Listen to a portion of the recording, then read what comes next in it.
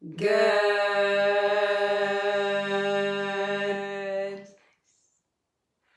morning.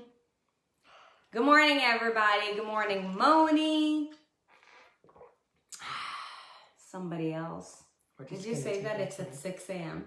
Yeah, I did, but people are not used to it, so I mean, it might take a second. Yeah, that's all good. Julia, Crystal. You know, who else is in the room? I remember yesterday I made a post and thank you, Stacy. People commented on it right away. Okay. This is okay. Good morning, everybody. Moni, Julia, Crystal, Junalyn, Stacy, Sarah, Nicole, Sterling, Tammy. Hello, everybody. Good morning, everybody. Jen, Jen in the house. Jen. Good morning for joining us. Good morning for joining us. Thank you for joining us at 6 a.m. We know it's a wee bit earlier than normal, especially on the Pacific side. On a Thursday. Yeah, and on a different day. So thank you. It means a lot that you guys are showing up. And so today's a special day if you haven't realized already. 31 years ago, this gem became into the world as a little baby. Today, 31 years ago. Crazy. Happy birthday to you. Everybody, happy birthday to you. Happy birthday to Bay. Happy birthday to you. Thank you. I have to be honest, it's weird to receive when you're so used to giving. And I'm not even a mom yet, but I'm sure it's only going to get magnified when, you know what I mean? I know, you did it on my birthday. It's just me, whatever. It's just another day, and every day I'm living my dream. Yeah. So, today's a special episode, not just because it's Sarit's birthday, but because for a change, I'm interviewing Sarit. And I have to admit, I'm a little bit nervous. You are? Only because you, out of everyone in the entire world, is the person that I care to impress the most. Yeah. And so I'm I've interviewed people before. That's not new to me. But I actually, normally we're very good at having conversations with each other. But I was like, I better write down some questions because... Yeah. Anyway, so today... my actual goal is to maybe pull out something from Sarit that I even don't know. Or that I've never even heard, which I know a lot. So, I don't know. We'll see. But many of you know bits and pieces of Sarit and her story, but today hopefully you can kind of get a really full picture of who she is, where she came from, what she struggled with, how she got to where she is, and... how that can apply to you as well, because she is a giver. And so as I approached this, I thought, what would Sarit want? And really what she wants is for you to get something out of her life. So if you can start actually just by letting people in on how you grew up, before you came to the States. So... I was not born in the U.S. I was born in Israel. And in fact, until I moved to California, I used to call myself a gypsy because for one, I lived in a lot of places, right? So I was born in Israel, but until the age of 18, I actually lived in 4 different countries. So I lived in Israel, I lived in Nigeria, I lived in Jamaica, and then I went to college in the U.S. When I just turned 18. So I lived in a lot of places, and being born in Israel, not sure if anybody truly has ever gone to speak to somebody who was born there, because what the media always portrays about what's happening in the Middle East is just basically all the shit that's going on, but nobody, especially in Israel, really talks about the roots of somebody who came from Israel. So, something that I always say is that it doesn't matter where you go, it's really important to know where you came from. So, you know, I'm a descendant to two Holocaust survivors on my dad's side, who are my grandparents, both of which were alive. And then my grandma was actually born as a Jew in a Muslim country. So you can imagine what that's like. So both my grandparents had to escape Eastern Europe in the Holocaust. Thankfully, they made it, and they immigrated to Israel at a young age. And then, you know, my mom and her family had to escape Syria when she was, you know, in her teenage years to live a life where they could be who they are, for not being killed for who they are. Like, imagine, I know that if you're a minority, perhaps a Latino or an African American, like, you get it. But like, imagine, you know, you hear this in the Bible all the time, like the Jews, like, we've been through some shit, but like, especially like in the recent years, like, you know, over the past century with the Holocaust and whatnot, like, you know, wanting to be, like, being a victim because you were just born who you are, you know, I think it's puts you in a very vulnerable position. And, you know, I think being a byproduct of that has, for one, you know, I grew up in an extremely loving, caring home, but I grew up in a home of, you know, both parents who just worked really hard and tried their best to, you know, provide for my brother and I, right? And I will say that we were like very well off middle class because my dad was an extremely hard worker, still is, God bless his soul. I'm pretty sure I got my work ethic from my dad's side. But my mom is an extremely like loving person. Like, she will give and give and give. Like, she literally sacrificed her entire, like, both my parents did to some extent. I'm sure like your parents probably did too. But that's what my life looked like. So I grew up, I would say, around a lot of chaos, right? Like, you know, growing up in Israel, there's always things going on because, like, you're a small country in the Middle East, surrounded by much bigger countries, all of which want to kill you. And then on the other side, like, there's the ocean. So I grew up in a beautiful place, but I grew up with a lot of fear. So I always used to call myself a gypsy because, you know, Israel will forever be my home because of my Jewish roots. However, like, I always like had anxiety and felt like, what does it actually feel like to be at peace? And, you know, when I was a little kid, I was in Nigeria. That's a third world country. Like, you know, we lived in the middle of the sub-Saharan desert. Like, you know, kids in the village, like, saw like a white person for the first time, thought that I was a doll. Like, so they kind of like harassed me. That's what my mom said. So I couldn't even go to kindergarten back then. So I was homeschooled for a little bit. When I was 4, we went back to Israel, grew up there till I was 12, you know, just like typical Israeli kid's life, already mentioned that. And then we moved to Jamaica at the age of 12 for my dad's job.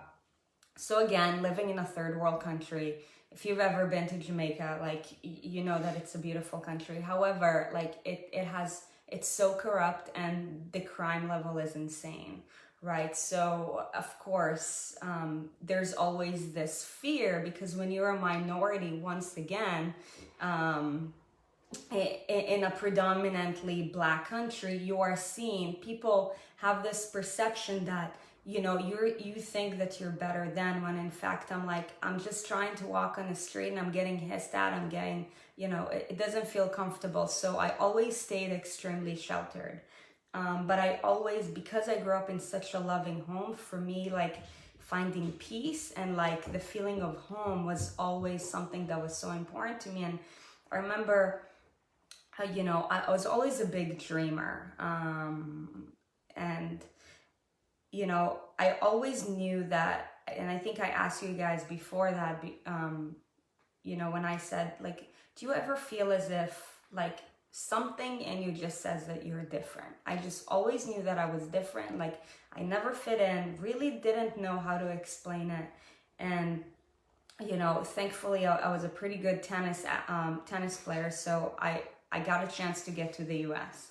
And I went to college in New Jersey, because the reason why I picked schools in the tri-state area instead of Florida or California is because the media has perceived it to be that like if you live around New York, it's the best life ever. For one, I had no idea that it was an hour commute from like New Jersey to New York, right? So no, I did not see the Empire State Building from, you know, my dorm room whatsoever, not even close.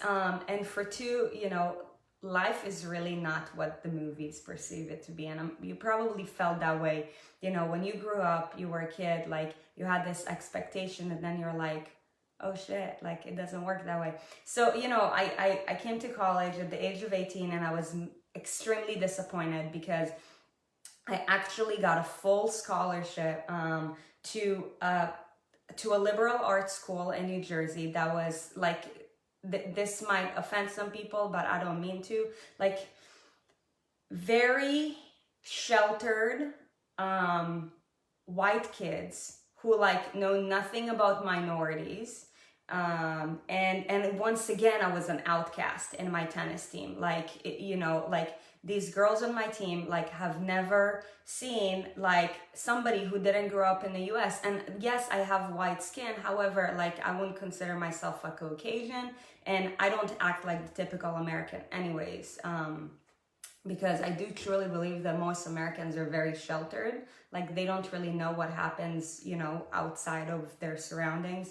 So, you know, once again, I was like, shit, like when am I ever going to fit in, or like to be accepted for who I am? And I remember from my freshman year, like I tried to do everything that I could to transfer schools, to go to a bigger school, to a state school where there's just more happenings, more people I could relate to. But, you know, the reality was that because I was on a full ride, it was kind of like a contract. I wasn't able to transfer, so I didn't have that luxury. So I had to ride it out and do my best. But, you know, fast forward to after I was done with Wait, can I stop you for a second? Yeah. Because I wanted up until you got to the States. Okay. Okay. And this is great because you're so good at the storytelling. I am. But there's pieces that I want to stop and help people to recognize also. And then there's other things that I want to ask before we move forward more. Now you've been a minority basically since you left Israel. Right? At a very young age, right? Yeah. No matter where you've lived, you've always been the minority. Right. And you said you've always felt like you were special. Yeah. And now I've had that same feeling. And I've never actually been a minority. Ever. Pause real quick. Drop a comment if you've ever felt that way too. I want to see it. Felt like you're special, like you're made, like you are here to do something amazing, and you're different. You're different, and you don't know what it's a feeling. And I don't even know how to describe it. Maybe you can. But do you think that maybe because you have been different everywhere that you've been, and special in a sense, though you weren't made to feel special, you were made to feel different. Do you think that contributed to you feeling like you're special, or was it something completely outside of that? I do think so, and I'll tell you why. You know, I had a conversation with my brother on Sunday, and you were listening to it too. Like, my brother would always fit in, and like to the point where, and this is not to like make anybody feel any sort of way, but again, like I lived in so many places, so I can relate to so many people, and I want you to know that we're all equal. Right. However, in the African American communities, right, you know, basically two dudes would call one another nigga obviously, like if a white dude was to ever, call, like It's bad news.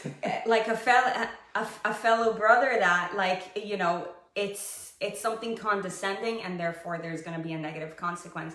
However, my brother has earned that right in Jamaica, and he could call all of his dudes, yo, what's up, my nigga? And that's like how they called one another. My brother always did fit in, but for some reason, I was never able to. And in fact, when I got off of the court, like after I played matches in Jamaica and whatnot, girls would come up to me and they would even tell me, you know what?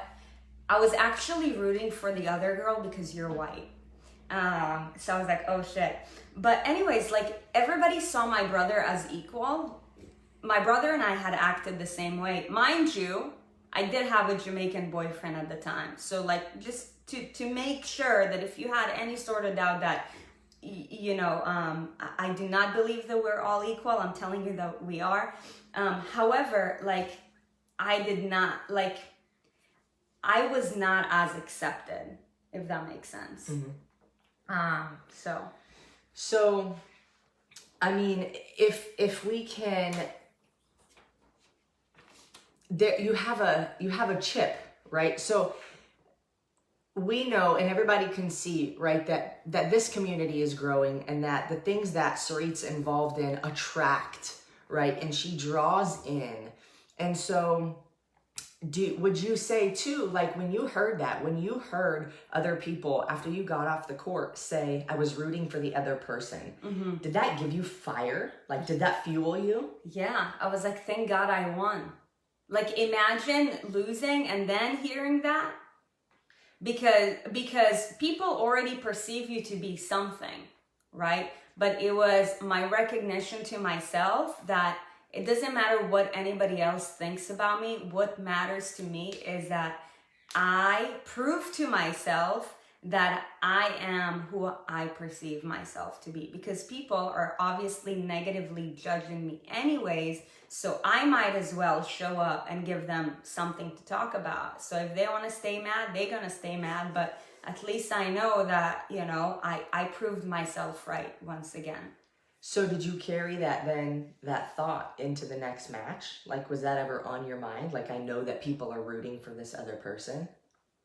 To be honest, I wasn't so much aware of life or these things back then. All I cared about was just winning. However, I did have really bad anxiety. If you've ever played sports and you've had anxiety, chances are that you may have had rituals. I had rituals, like so many rituals on the court. Like sometimes I was wondering if like people were picking up on the fact that like I had to step a few lines here and there before every point. Otherwise, like it would calibrate in my brain that this point is not going to be good. Or if I didn't spin my racket like 3 times to the left, then that was a bad sign. But, I had all these rituals that kind of like grounded me. Like a little OCD. Yeah. And it's no surprise to you and I that like you have an addictive personality, right? And you can have obsessive behavior. I do. And we all can. But do you think that has served you well? In the past?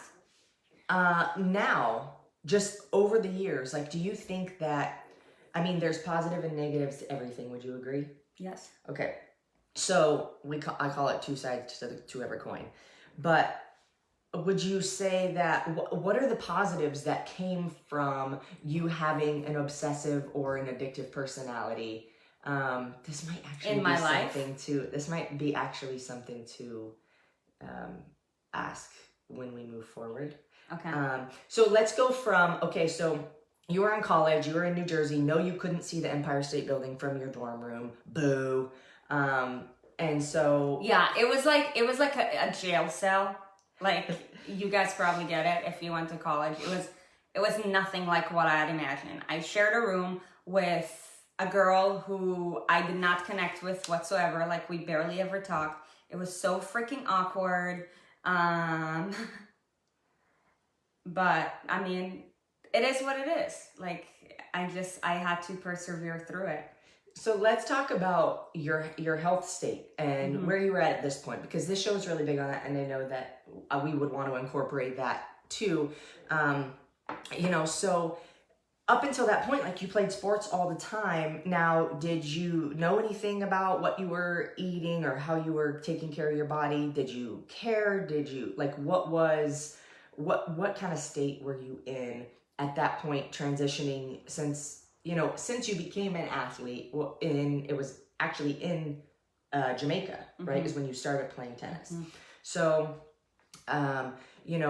getting a scholarship in the U.S. to play tennis on a full ride. What, as an athlete, were your health habits like? So for one, they were very messed up. And it's funny because I made a post like a week ago, and one of my teammates had reminded me of something that I completely forgot about. And I was like, oh my gosh, I've come this far. It's amazing. This is the thing I've never heard. Okay. But I was obsessed with dieting. Back then I was obsessed with dieting. Also, I always wanted to challenge myself. So for one, as far as my fitness goes, I was always fitter then. I do believe that I'm pretty athletic, and I also really love to push myself beyond my capabilities. When I knew that I was going into a match, and I mean, when you're playing a conference with other people, like, you kind of like have an expectation of what the game is going to be like. So if I knew that I was gonna like sweep the girl, in the sense that like I would just count how many points she would earn from me, not how many games, how many points, I would go on a run before that to get my workout in, because I was obsessed with working out. My workouts were extremely efficient, and I would just like, call myself like a cardio whore. Like, I was just, I would go on like a 6-mile run before going to play a match, because I'm like, obviously this game is not going to be a workout, and for me, getting a good workout is a must, because again, I was obsessed with a caloric deficit and dieting. So can I ask you a question? Yeah. So I think that if you don't know like what the term sweep means or points or how tennis is scored, that's okay. I didn't for the longest time either. But I'm like, what's love? Is that a number? But for Sarit to sweep somebody, it's like that person's not going to score shit. The game's going to be over. The match's going to be over so quick that you are not going to feel like you got a good workout out of it, right? So your intention at that point was, I guess then going into every match, and I would imagine then, and correct me if I'm wrong, that when you're going to play somebody who matches up well against you and it's going to be a fight, you're like, I'm going to get a sick workout. Yeah. Did you ever think that? Oh yeah. Okay. Of course. So you would actually go on like a 6-mile run before a match that you knew you were going to crush, because you knew that was going to be over. So yeah, because I knew that I was going to stand and probably hit the balls like a few times, because every time I'll return the ball, I would just like, blow the point, and just like, like to win a set, all you need is 24 points. Let's say if she gets 6 points from me throughout the whole match, that's like maybe like 50 strokes. That's it. So like we're talking about like no energy output whatsoever. So I used to do that. Yeah. Okay. So would you say that obsessive behavior benefited you at that point, or hurt you at that point? Or was it both? It served my mindset, because it served me in the sense that I went into the match feeling like I was accomplished. So the feeling of accomplishment was super important for me.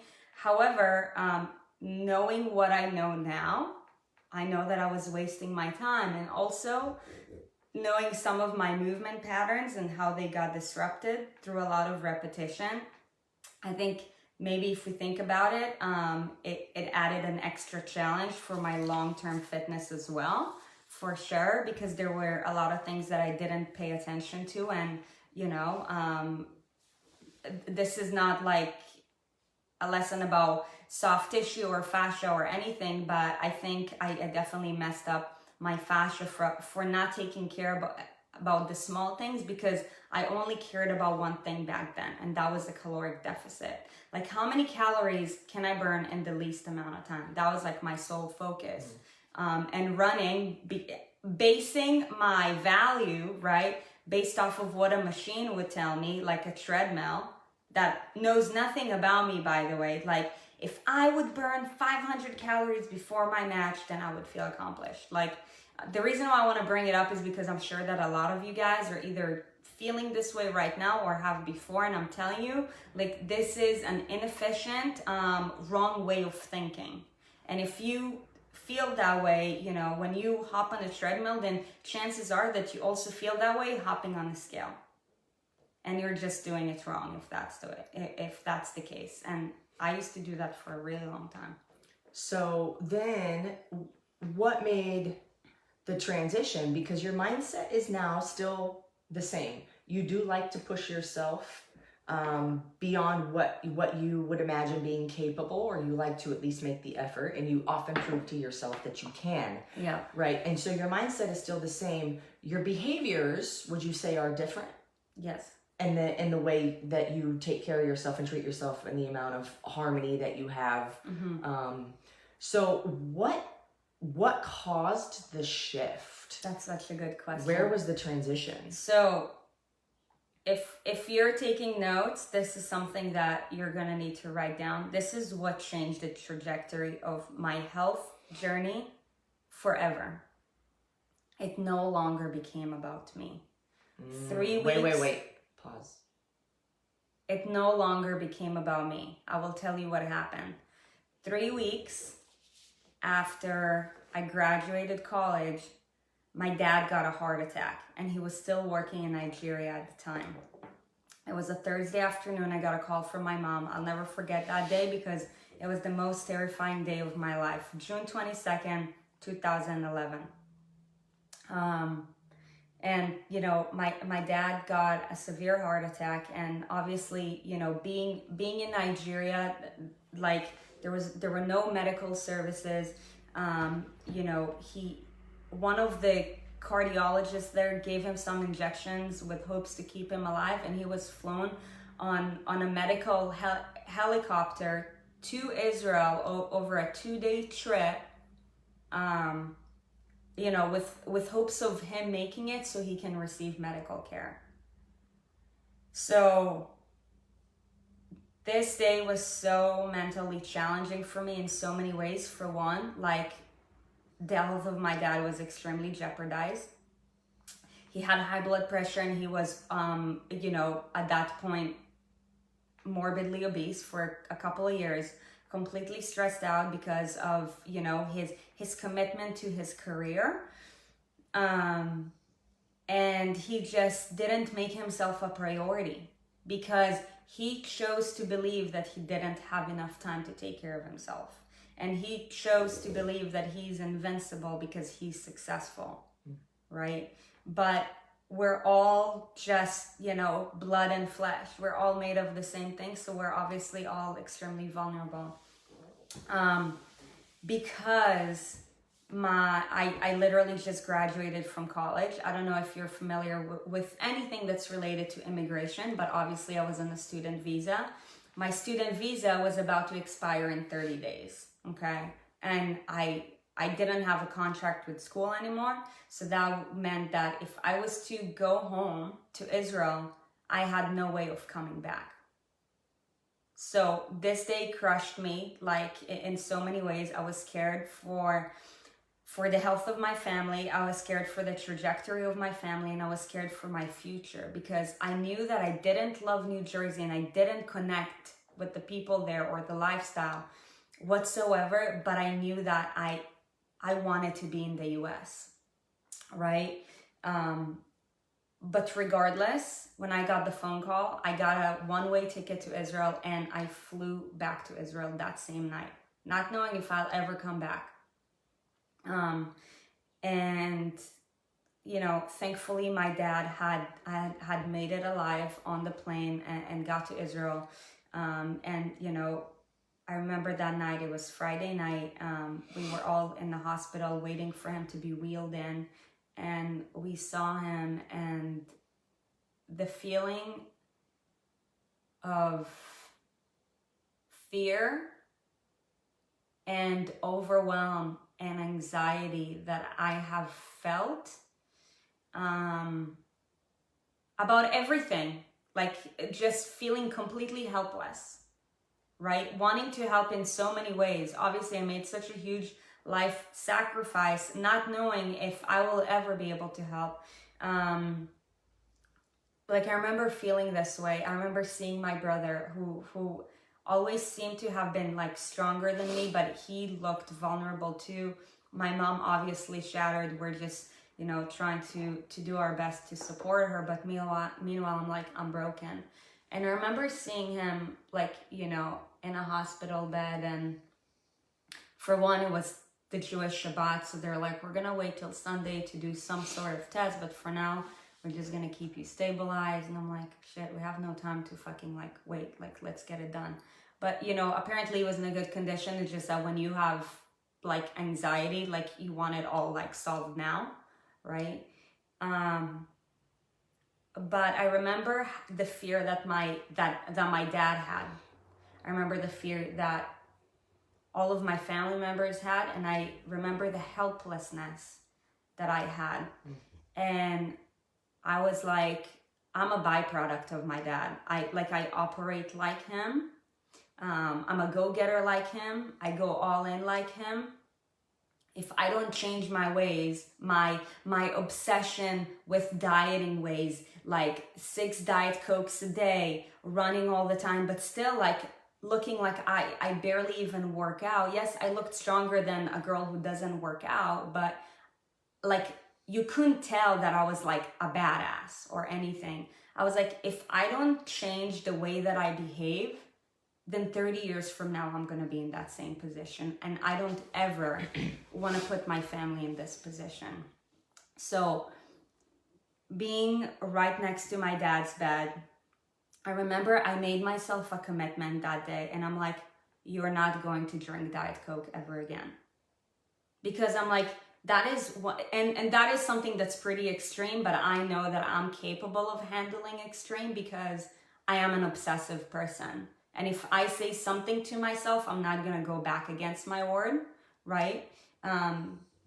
So I made myself that promise. And ever since that day, I told myself, I'm going to figure out a sustainable way of just being healthy. So, you know, this is when the real, what's the word?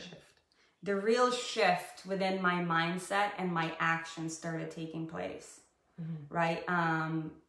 Obviously, I was learning a lot, but I was also testing a lot of things on my body and how I felt and the byproduct. And for one, to be honest, between that summer and a few months after, it was summer of 2011 and spring of 2012, as far as my physique goes, I went to looking like an absolute athlete and a competitor, and nobody understood like what happened.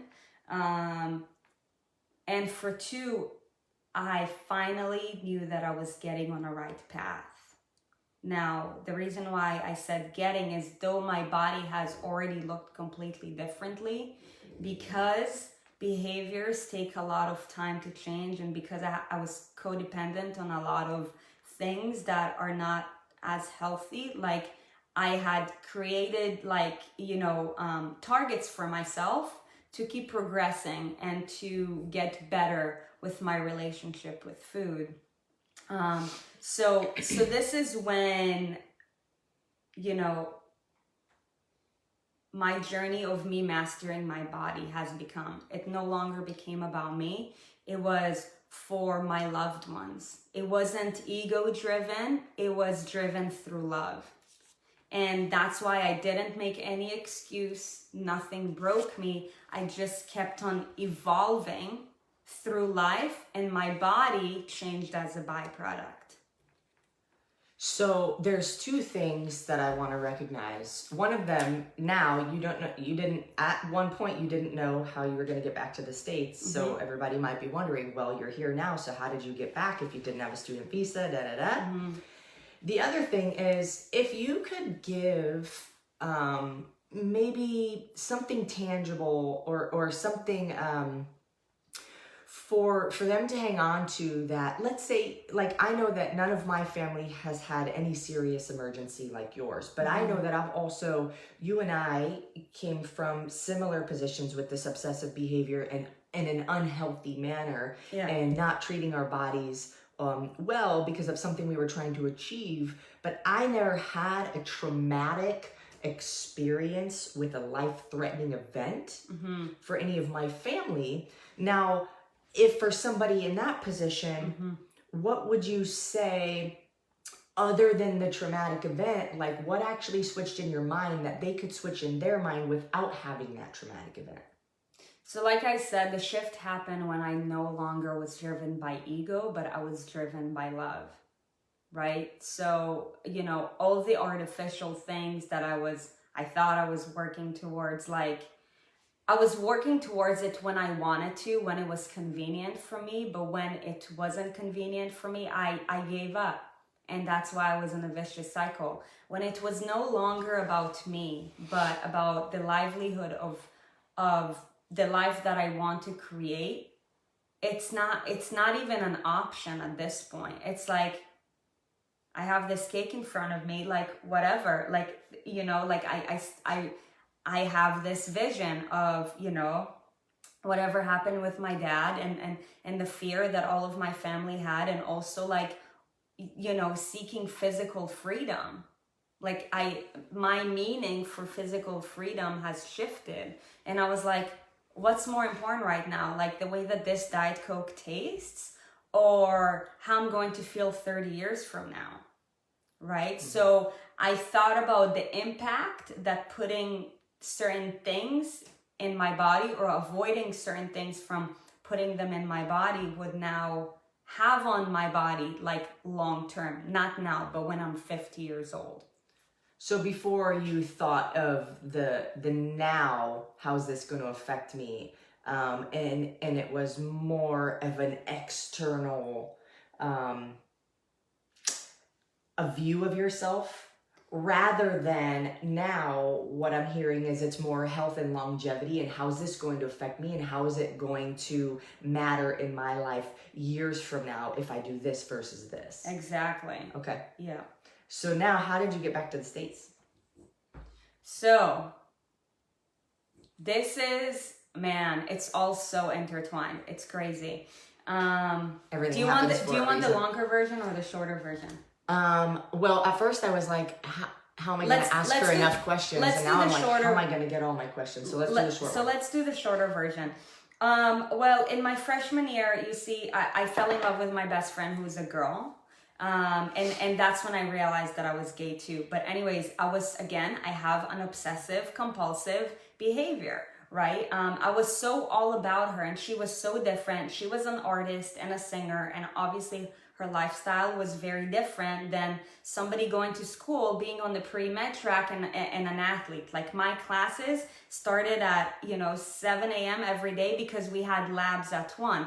And at 4 p.m. we had, practice. And, for all the art majors, it's like their day doesn't start till 10 and they don't have labs, and they do kind of do whatever they want. So I started skipping practice because tennis didn't challenge me at that point, like I said. And I was so all about her. I cared about her more than I cared about tennis. And a week before our first match in my freshman year, I quit my tennis team, which is what got me to college. And I was player number 1. So it shattered my team. But anyways,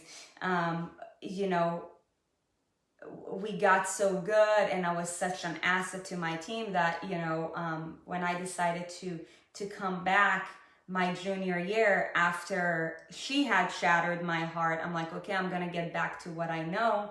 I had an extra year of eligibility for the NCAA. So after that happened, I spoke with my tennis coach, and he's like, look, you're my number one player. You know that I need you, so I'm gonna pull whatever strings I need to bring you back here.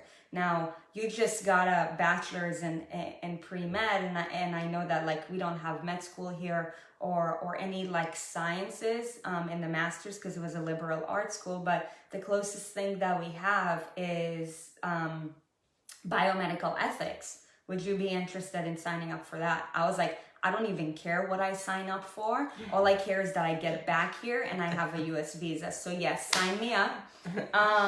And within 2 weeks of us having the conversation, he had a conversation with the admissions office, whatever.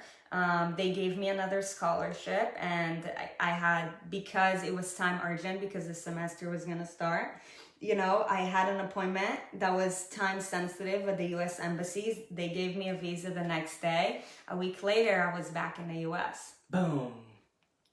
Crazy. So you went through another 4 years to get your master's. That was 3 actually. Oh, 3. Yeah. And because you're a genius or what? No, it was a 3-year program.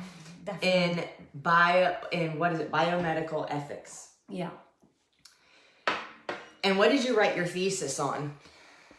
So biomedical ethics is like, we learned a lot about addiction and about the ethics that go behind medicine. Like, you know, God forbid if somebody is on a certain state within their life, like, you know, should we pull the tube or should we not, considering budget, just like things that in my opinion were completely unethical. And every time I heard it, I'm like, why do we need to get our lives to that position? Why don't we just prevent all this from happening? I was so all about like preventing those traumatic events because I just experienced it, that to be quite honest, I hated that degree and anything that had to do with it. And you know, again, that's when my quest for my own health journey had begun, and I was actually studying everything that I believed in. So I started reading books by Michael Pollan, like, you know, Food is Medicine and that sort of thing. And that's what I really got into. So my master's thesis ended up being self-care is healthcare. And all of my professors got really upset about it, though it was a pretty, I would say, rad thesis because it's what I believed in. But they were upset because I was basically shitting on the pharmaceutical industry and all the ethics that are involved. I believe that the ethics are bringing education with regards to health and nutrition at an early age so that we wouldn't have to spend all these millions of dollars on medications, so that we wouldn't have to get ourselves into situations like that and our families into such traumatic states. So that's where my master's degree went to. And to be honest, I so did not care about my master's program that the day of my master's graduation, I didn't even walk. And my parents were so upset. They're like, 7 years of school, like, you know, it's such an accomplishment and you're not going. I went to CrossFit instead. I was like, I just don't care about it. I'm like, you know, the certificate's gonna be mailed to me anyways. What's the point of me sitting around for 3 hours around everybody who was, by the way, in my degree was completely like overweight and unhealthy? And I'm like, yeah, these are the people who are going to be making rules about healthcare. I'm like, no, I don't care to. I'm like, you know what? In fact, I'm going to do what's best for me. So I remember I went to CrossFit that day, and, you know, a few weeks later, I received the certificate in the mail, and great. As my parents say, you can wipe your ass with both your certificates, and it is what it is. So there's been several instances where you've gone against the grain. Yeah. Right? Like people did not approve, people were disappointed, upset, whatever, right? Like you're gay, growing up in a Jewish, like very conservative environment where that's not okay. And then dating a Jamaican guy, which was also not okay in the eyes of your parents. Sure. You know, then writing your thesis completely against what your master's program was about, which pissed off your professors, but then also not going to the graduation, right? Which is like, OMG, why wouldn't you, right? So you've done so many things against the grain. And then even I know now, like within the last 4.5 years that we've been together too, like,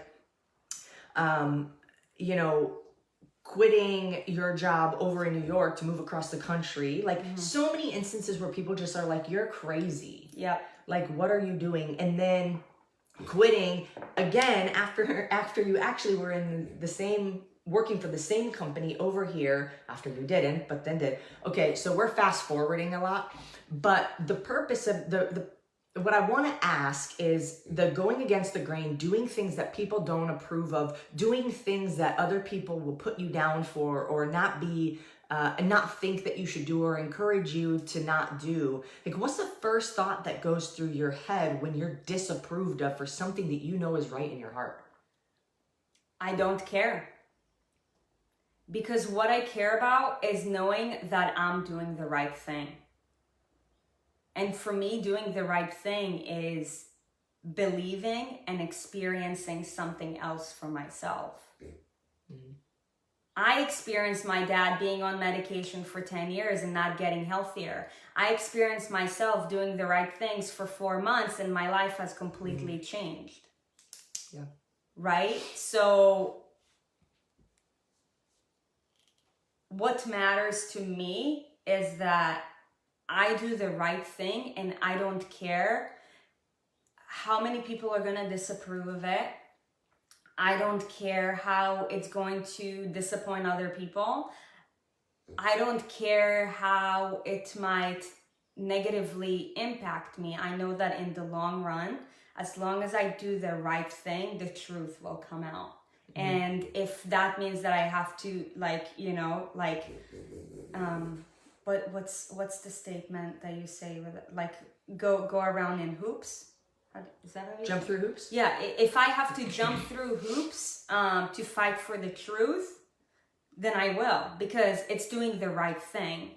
Because I believe that so many people are just standing and waiting or watching, but rarely anybody's doing. Mm-hmm. And the ones who are doing, like, keep on getting, like, beat down on because they think differently, and many people and the higher ups disapprove of that because it makes them uncomfortable. So it requires a lot of persistence and perseverance and just fighting for what's right. So quite frankly, I don't care. You don't care for the better. I don't care for the better. Yeah. There will always be people who care about what you're doing. Yeah. And there's always going to be people that disapprove based off of the way that they see the world and what they think is right. They live their life and you live yours. And your opinion and you knowing that you're doing the right thing is what matters the most, I think, is the message in there.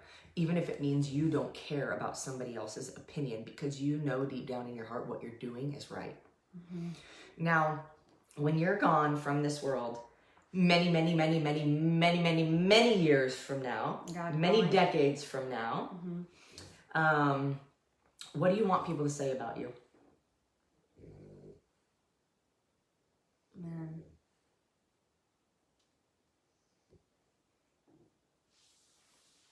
That I brought awareness into what we can control, and that our life is what we make of it. And that I want to be a figure of empowerment, especially for people who came from, jeopardized position in some way, shape, or form, to know that even though they've had, struggles with whatever, that they're still in charge, for one. That's just like from a female empowerment standpoint. And from two, to know that your body and your health is the catalyst for the rest of your life. I believe that once you master your body and your health, you show up as a different person for the rest of your life. You treat yourself differently, your relationship with yourself changes, and because of that, your relationship with everything else around you changes. Your standards change. The things that you don't tolerate change. I believe that most women, or just people in general, who are not living up to their potential are not doing it because they have the fear of disappointing somebody else, so they don't set boundaries. They're scared to say no. But how can you say no to somebody else, or, you know, for a little thing? How can you say no for a piece of cookie when you haven't gained the confidence to really just follow your heart, or follow what is it that you really want, right? Like, we all go through fear, but I think the scariest thing in life is waking up not living in the direction towards your full potential. So my hope is really to inspire everybody, millions of people, to live their best lives by gaining control of their health and their bodies. So I would consider that to be a message that you would want to send to everyone. Okay. What I wanted to know is what people say about you. So since you are not good at tooting your own horn, and you beat around the question, I'm going to read what they said. This is what is said about Sarit. She is mad inspiring.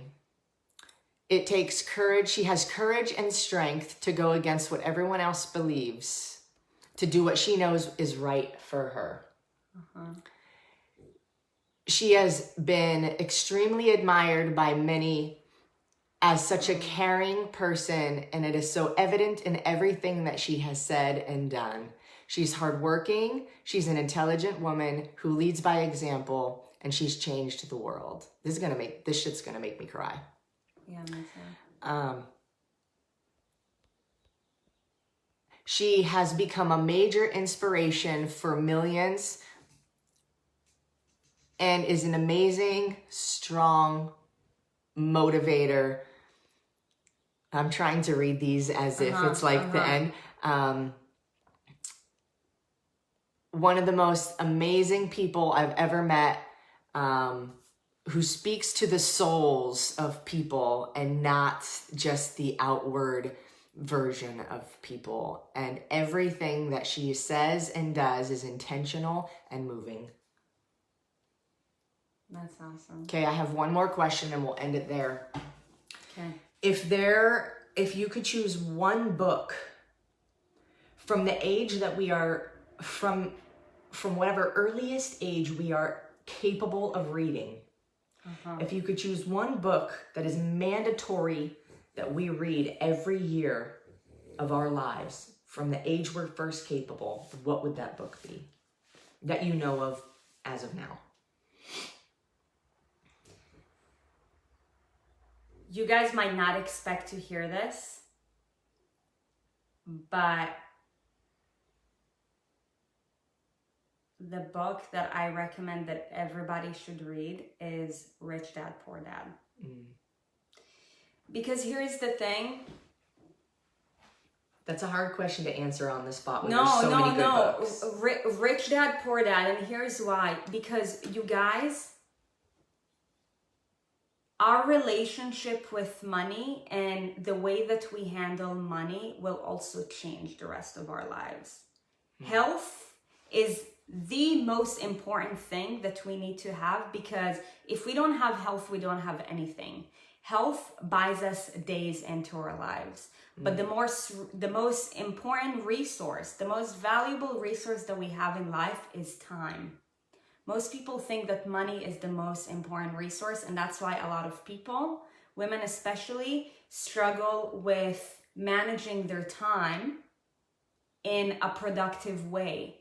So they end up not living their best life. And you know, there's a lot of health books, but until my first book, I don't think there is any one book that covers everything with regards to health.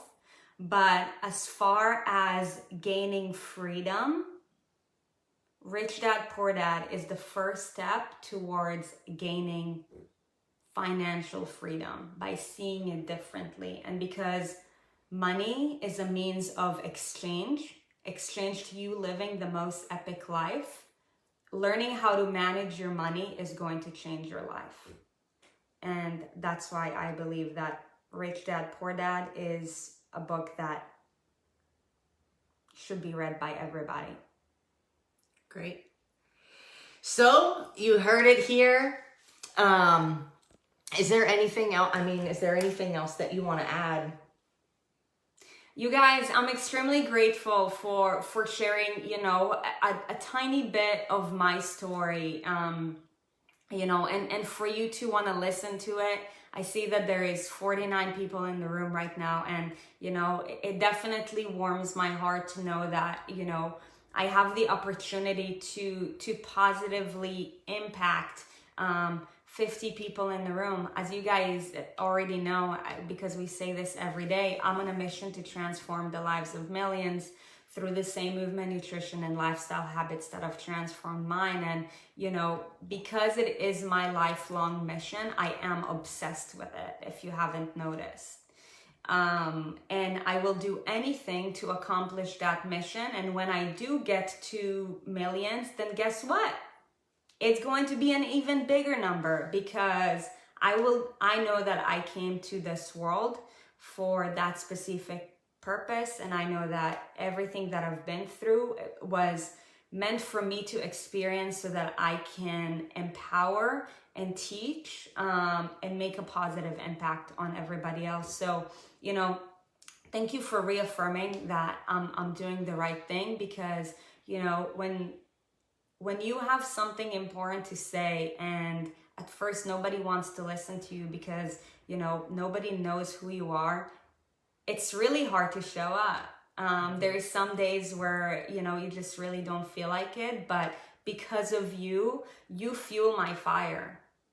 And to me, that is literally like one of the most important things. You fuel my fire, so I keep on showing up and I keep doing it. So thank you for being here today. Thank you for joining me. Thank you for listening to my story. If you find it inspiring, please help to share this mission and, send it to somebody else. That's all I got. Happy birthday. I love you guys. We'll see you tomorrow, regular time? Yeah. Okay. Awesome. Thank you guys so much. Send good vibes for Sarit's birthday. She is all about work and all about serving. And so, we got to do our part to make her feel special. Today's just an excuse, but every day, and if I can even encourage you to go make somebody feel special who it's not their birthday too. Please do that. Don't worry about giving me a special note or anything. Just go make somebody else feel special, because that's what because I'd love to see it magnify. It's easy to recognize people on special days for them, but it means even more when you recognize people for no apparent reason. Mm-hmm. So go and make somebody else feel special, and then post it on our wall. Post it on the Erin and Sarit page. What did you do to make somebody feel special today when they didn't expect it from you? And then really quick, I did see an emoji coming up from him, and there is no way in hell that I won't recognize my soul brother from another mother, whose birthday is also today, Mark Flea. Mr. Mark Flea. Very happy birthday to you. I do plan buddy. on messaging you later, but I haven't been on my phone yet today. But I want you to know that I remember you, and also Janine Kutler. I don't know if she's here or listening, but yes, my birthday twins. Amazing. Thank you guys so much. People. We love you. We'll see you tomorrow. Bye. Bye-bye.